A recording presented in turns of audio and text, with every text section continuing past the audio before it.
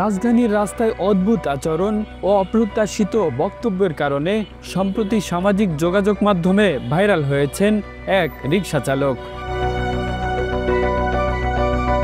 আনোয়ার পাগলা নামে পরিচিত এই ব্যক্তিকে এখন চেনে না এমন মানুষ খুব কমই পাওয়া যায়। হাস্যরস, ব্যতিক্রমী কথা বলা ও অদ্ভুত ভঙ্গির কারণে তিনি নেটিজেনদের বিনোদনের উৎস হিসেবে পরিণত হয়েছেন। আরে ভাই, ছাত্র তো আমরা ছিল না, আমরা নিষ্কালে ছাত্র নিষ্কালে দিতেছা তো তারা একটু গাড়ি করে যাস ছাত্র যাকে আমরা নিষ্কালে আজকে দাম নাই, ছাত্ররা একটু গাড়ি বসে তখনকার সময় তো আপনি তাদেরকে বেশ ভালো করছি। আমার রিস্কা দিয়ে তারা নিয়েছি, আমার রিস্কা করছি বাইরেন আমি তো বাইরেন তাই না নিয়েছি। আজকে তারা চেনে না, তারা আজকে নিজের মনে করছে একটা কিছু হয়ে গেছে গা। আরে বেলা তোরা যদি এক ছাত্র থাকবি তাহলে তোরা তো পানি দেখলে হারিয়ে দিবে। কিন্তু এই হাসির আড়ালেই রয়েছে এক রাজনীতিপ্রেমী মানুষের গভীর গল্প। আনোয়ার পাগলা মূলত বিএনপির রাজনীতি প্রেমিক।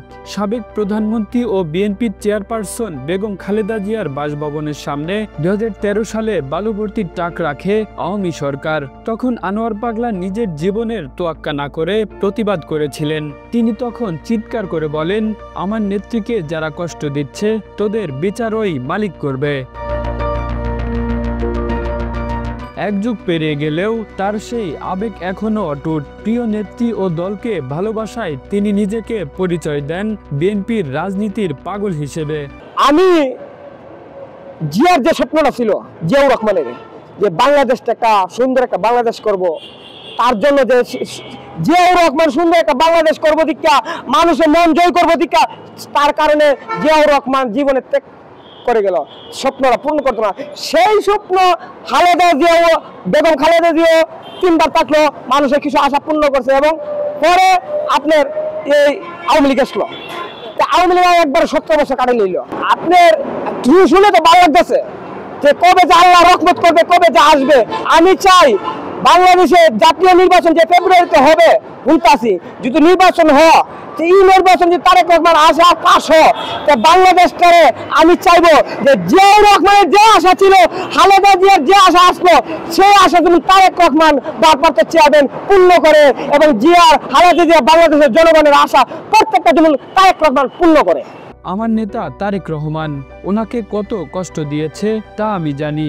ফ্যাসিবাদ সরকার ম্যাডাম খালেদা জিয়ার কাছ থেকে তারেক রহমানকে আলাদা করে রেখেছে, মা ছেলেকে দূরে রেখেছে। এটা কত কষ্টের তা আমি জানি। বিএনপিকে কতটুকু ভালোবাসি তা আমি নিজেও জানি না, আপনাকে একটা বুঝাইতে পারি। আপনারা মানুষের জীবনে 3টা জিনিস সবচেয়ে বড় আকর্ষণ। তার মানে কি জানেন? একটা হইছে টাকা, 2 নম্বর মানে একটা মোবাইল, আর 3 নম্বর মানে একটা টুকটুকে সুন্দর বলে তার সংসার যাইব। 3টাই, তাই 3টার মধ্যে আমার কোনো নেই। মানে মোবাইল তো আমি ব্যবহার করি না, মানে কোনো মোবাইল ব্যবহার করি না। এটা একটা স্বপ্ন। সুন্দর বউ পাইছি, একটা কালো ভিডিও পাইছি, তো বউ আর টাকা পয়সা তো নাই। তা আমি কোনটা ভালোবাসি আমার বুঝতেছেন? তাহলে কারো ভালোবাসি? বিএনপিকে তুই ভালোবাসি। সকালে 80 পতাকা কিনছি, রাস্তা চিন্তা করছি না, পাগল হয়েছে। আরেকজন আমার ফুল দিছে, আমার পাগলগিরি দিকা ওখানে বলছি আমি 1 টাকা মারছি না, 1 টাকা আমার পকেটে নাই। ওরা সকালে সব বাড়ি সব করা বাজে। আমার চেয়ে কারা বেশি ভালোবাসে তাও আমি জানি না। আমি কতটুকু ভালোবাসি আমি নিজেও জানি না। আমি কেন রিকশা চালক আনোয়ার পাগলা হয়তো পাগল নন, বরং সমাজের আড়ালে থাকা এক সাধারণ মানুষের প্রতিচ্ছবি, যিনি হাসির আড়ালে তুলে ধরেছেন বঞ্চিত জীবনের কষ্ট, একাকিত্ব ও তীব্র বাস্তবতা।